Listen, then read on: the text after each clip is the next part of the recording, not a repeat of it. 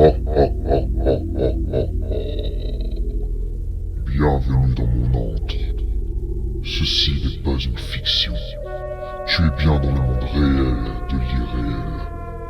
Es-tu prêt à frissonner? Es-tu prêt à affronter tes peurs?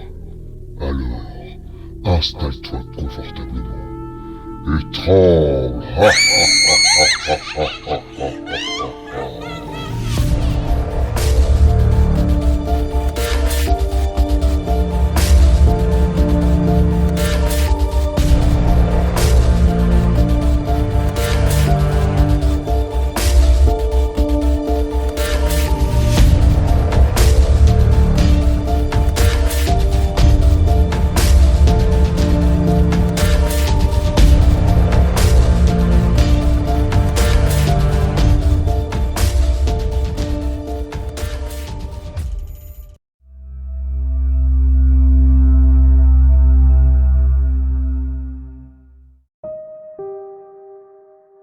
Aujourd'hui, nous nous aventurons dans un épisode spécial, où les voix des ancêtres et les histoires séculaires prennent vie pour hanter nos rêves et ébranler notre raison.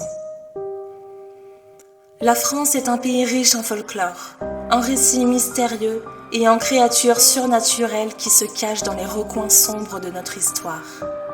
Alors préparez-vous à frissonner, à vous laisser emporter par l'inconnu et à plonger dans un monde où les frontières entre réalité et cauchemar s'estompent. Rejoignez-moi dans ce voyage terrifiant à travers les mythes et légendes françaises. Et ensemble, nous dévoilerons les secrets les plus sombres et les plus effrayants que ce pays a à offrir.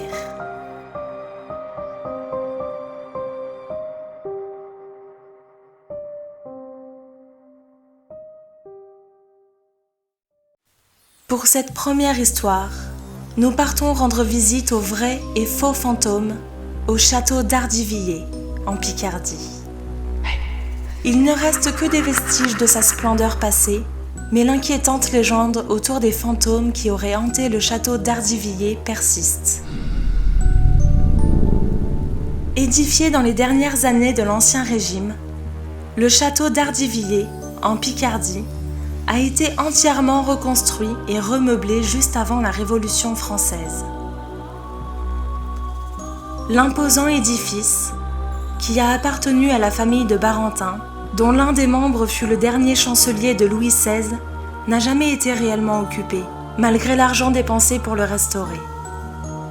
C'était en quelque sorte un château fantôme, un cadre rêvé, finalement, pour qui germent d'inquiétantes légendes de revenants. Les faits marquants se sont déroulés au XVIIIe siècle. Chaque année, période de la Toussaint, un esprit terrorisait la population d'Ardivillé. Ici, on parlait d'un fantôme, là, d'apparitions d'anciens propriétaires du château ou d'esprits. Ces récits terrifiants empêchaient le propriétaire du château, qui ne vivait pas sur place, de louer ses terres convenablement. Depuis 4 ou 5 ans, il les bradait largement. Les fantômes inquiétaient suffisamment les paysans pour qu'on ne se bouscule pas pour travailler chez lui. Résolu à tirer des meilleurs bénéfices de son affermage, le propriétaire décida donc de venir en personne pour lever le voile sur ce qu'il présentait tenir de la supercherie. Il arriva donc sur les lieux à la Toussaint, accompagné de sa famille et de 2 de ses amis, armés en conséquence. Le soir, ils se couchèrent tous dans sa chambre, dans l'attente d'une quelconque manifestation surnaturelle, bien décidés à prouver qu'il ne s'agissait pas d'un vrai fantôme. Leur plan initial était de tirer au pistolet sur la première apparition.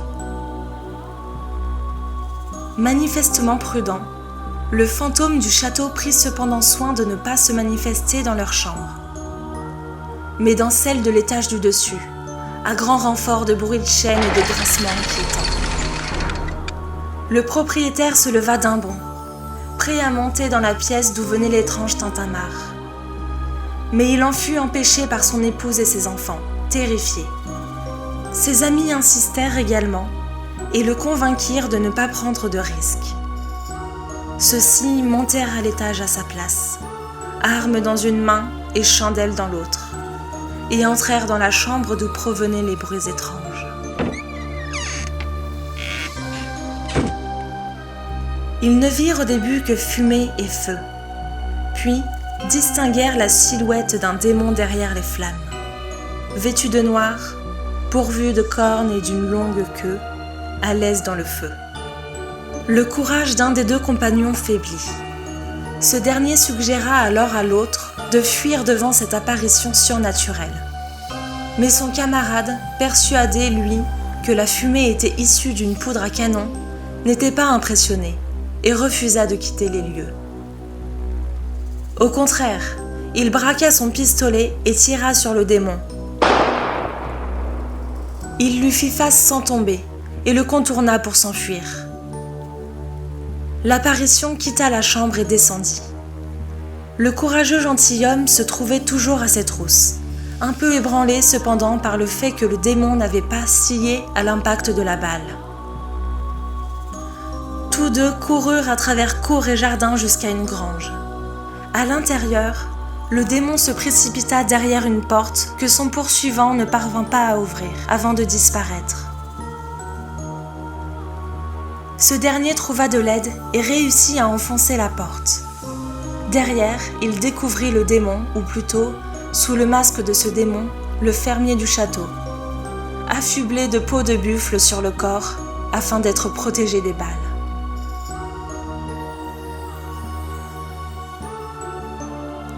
L'imposteur en fut quitte pour régler au propriétaire du château les sommes qu'il n'avait pu percevoir les années précédentes. Cela dit, même après le démasquage du faux diable, le château continua à être entouré d'inquiétantes légendes. Jacques Cambry, nommé préfet de l'Oise en 1800 par Napoléon, a publié en 1803 un recueil de ses pérégrinations dans le département.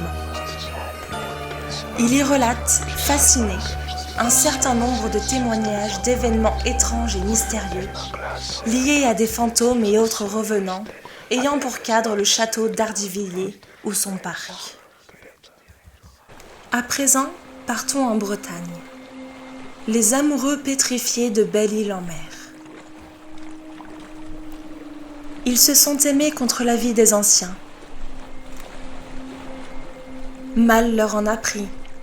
Les druides les ont sévèrement punis. Sur la bien nommée Belle-Île, en Morbihan, deux menhirs baptisés Jean et Jeanne se font face à une distance de 340 mètres, dans la lande à l'est du hameau de Kélédan. Ces vestiges du néolithique alimentent la légende tragique d'un amour rendu impossible par les conventions sociales. L'histoire se situe à l'époque où les druides dirigeaient la petite colonie gauloise qui vivait sur Belle-Île-en-Mer. Jean était barde et fils de barde, donc issu d'une famille riche. Jeanne était bergère, fille de berger et pauvre. Elle travaillait dur et ne possédait rien, pas plus que sa famille. Ces deux-là étaient fous amoureux l'un de l'autre et se moquaient bien des contingences matérielles ou des conventions sociales de leur époque. Ils allaient se marier, rien d'autre n'importait à leurs yeux. Ils avaient en commun la passion de la mer et de la nature où ils aimaient se retrouver. Ni Jean ni Jeanne ne pouvaient ignorer les codes qui régissaient leur colonie. Les druides et les bardes, considérés comme une caste supérieure, ne se mariaient qu'entre eux. Les jeunes gens feignaient tellement de l'ignorer que Jean alla trouver son père pour lui annoncer son amour et sa volonté d'épouser la belle Jeanne. Évidemment, le père de Jean entra dans une rage folle, ordonna à son fils de ne plus revoir Jeanne et informa le conseil des druides des projets impossibles des jeunes gens. Furieux, ceux-ci annoncèrent qu'ils interdisaient un tel mariage. Mais les amoureux n'en avaient cure et continuaient à se retrouver sur la lande, à jouer de la musique et à s'aimer, plus épris l'un de l'autre que jamais. Il réfléchissait à une solution. Finalement, Jean donna rendez-vous à Jeanne un soir pour lui soumettre une idée. À l'heure dite, la jeune femme sortit en toute discrétion de la maison de ses parents et fila entre Bruyères et Agen retrouver l'amour de sa vie. Les jeunes gens ignoraient que les druides furieux de n'avoir pas été respectés avaient cherché les sorcières de Borgrois de régler le problème. Cette nuit-là, quand Jeanne aperçut Jean et voulut hâter le pas, ses jambes refusèrent de lui obéir. La jeune femme constata alors qu'elle était en train de se changer en pierre et voulut prévenir Jean. Trop tard. Les sorcières avaient fait d'elle un menhir. Le jeune homme avait assisté à la scène, mais littéralement pétrifié, ne put rien faire. Il était devenu rocher à son tour, condamné pour l'éternité à voir sa belle sans jamais la rejoindre. Ce que seuls les initiés savent, c'est qu'une fée avait assisté à la scène. Émue par la sévérité de la punition, elle décida secrètement d'alléger la peine des jeunes gens en leur permettant de se rejoindre la nuit, à condition d'avoir regagné leur place avant le lever du soleil. Il se murmure à ce propos que leurs nombreux enfants sont alignés sur le continent, à Carnac. Je suis sûre que vous n'en avez pas eu assez. Alors laissez-moi vous raconter une troisième histoire. Celle de la louve blanche du château de Beaufou.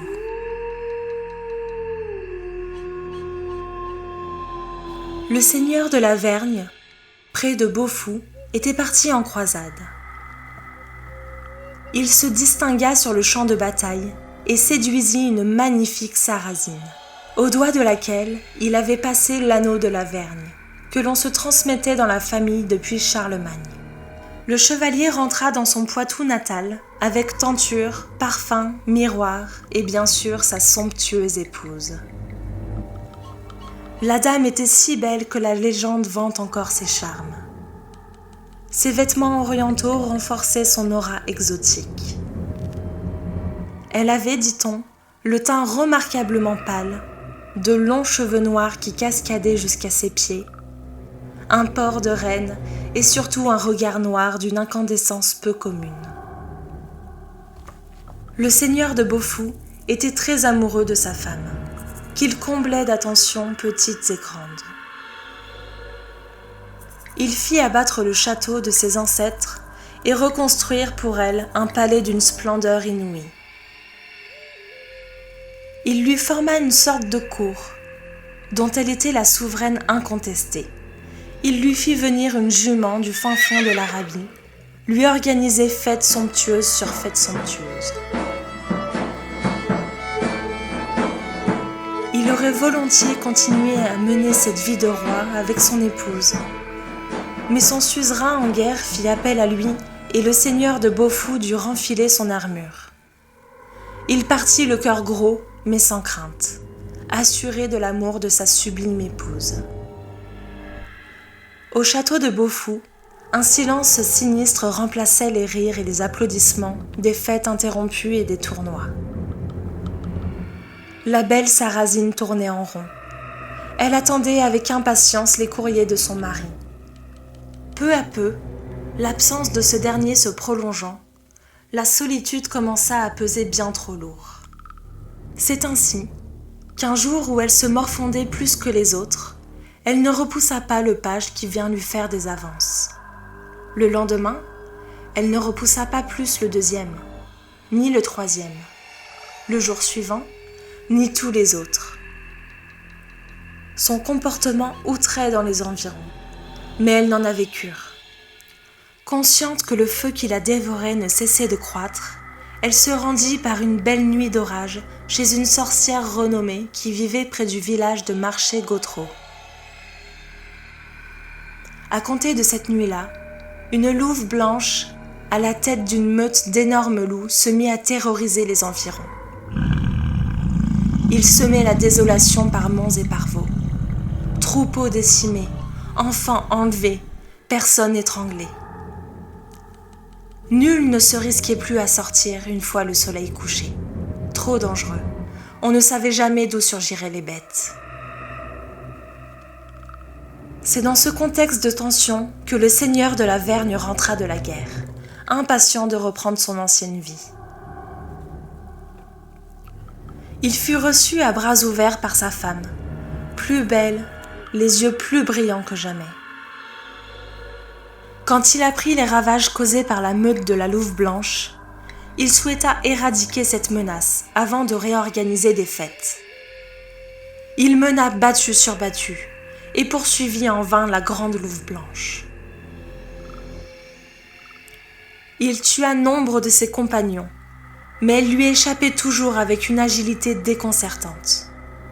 Quand le soleil se levait, il rentrait au château, exténué, suivi par ses hommes, leurs chiens et leurs chevaux tout aussi exténués. Il retrouvait sa femme, les yeux toujours plus étincelants, son teint pâle un peu plus coloré que d'habitude. Elle le consolait de ses peines, et le lendemain soir, il repartit à la chasse, sans comprendre comment la meute de loups grossissait au lieu de diminuer, et où il trouvait l'audace de descendre hurler jusque dans les fossés du château. Enfin, une nuit où il avait scellé son coursier le plus rapide, un pur sang venu d'Orient, le seigneur distança ses hommes, rattrapa la louve et lui trancha la patte d'un coup d'épée. Un gémissement effroyable s'éleva, terriblement humain. La louve s'enfuit, sa patte tranchée gisant au sol, dans une mare de sang. Glacé d'effroi par le cri de l'animal, le seigneur de la Vergne descendit de cheval pour ramasser la patte. Mais il trouva à la place une main de femme délicate, un anneau bien trop familier glissé à l'un de ses doigts. Le cœur affreusement serré, il rentra au château au triple galop et se précipita dans les appartements de sa femme. Il la trouva allongée, à demi consciente. De son poignet, auquel il manquait la main, le sang jaillissait.